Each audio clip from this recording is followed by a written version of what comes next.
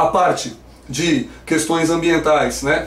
Eutrofização, que representa a matéria orgânica lançada no ambiente aquático, aumentando o número de decompositores e reduzindo os níveis de oxigênio, certo? Bem importante, né? Apesar de ser um pouco da temática de geografia, os biomas brasileiros são sempre bem cobrados também, então aquelas características básicas da caatinga, plantas xerófitas, do cerrado, né, plantas tropófitas, plantas pseudo-xerófitas, né, que na verdade elas, apesar de terem troncos retorcidos, super espesso, né, presença de espinhos, o problema delas não é no cerrado a falta de água, né, e sim um solo muito ácido e rico em alumínio. Então eles têm esse procedimento de adaptação que cria essas plantas chamadas de falsas xerófitas. É uma região do cerrado, né, bastante visada para a agricultura, para a agropecuária, é uma região que sofre com facilidade sucessão ecológica, tem queimadas anualmente, geralmente no período de inverno, que é um período mais seco, mas com potencial para renovação, né, chamada sucessão ecológica,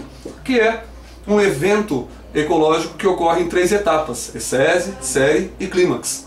Lembre-se que as comunidades clímax são aquelas comunidades que podem ser chamadas de biomas, né? São ecossistemas que se formaram através desse desenvolvimento natural.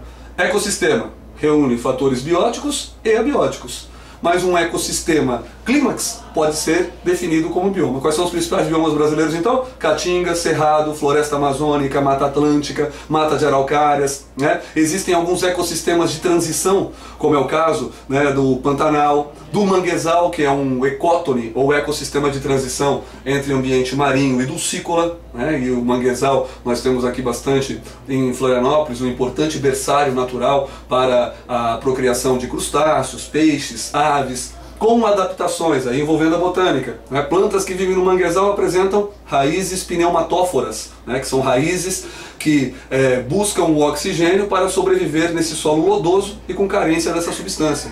Tem também raízes escórias para auxiliar na sustentação e na manutenção do equilíbrio dessas plantas. Aí falando de raízes, você já emenda para outros conhecimentos. Não se esqueça do cipó-chumbo, típico da Mata Atlântica, que possui raiz sugadora, né? Ou haustórios. Eu costumo fazer uma brincadeira que é quem suga chupa, quem chupa haus, né? Então vai sugar dos vegetais a chamada seiva elaborada, retirada do floema. Então eles aproveitam o conceito do cipó-chumbo para chamar de planta aclorofilada, de holoparasita, para falar que o floema é um tecido vivo, né, no qual a seiva elaborada, que é a seiva orgânica, descende no vegetal, certo? Então são associações ali da parte de relações, raízes, né, conhecimentos sobre a fotossíntese, uma vez que essa planta não precisa realizar o processo, então tem que ficar antenado nisso também, ok?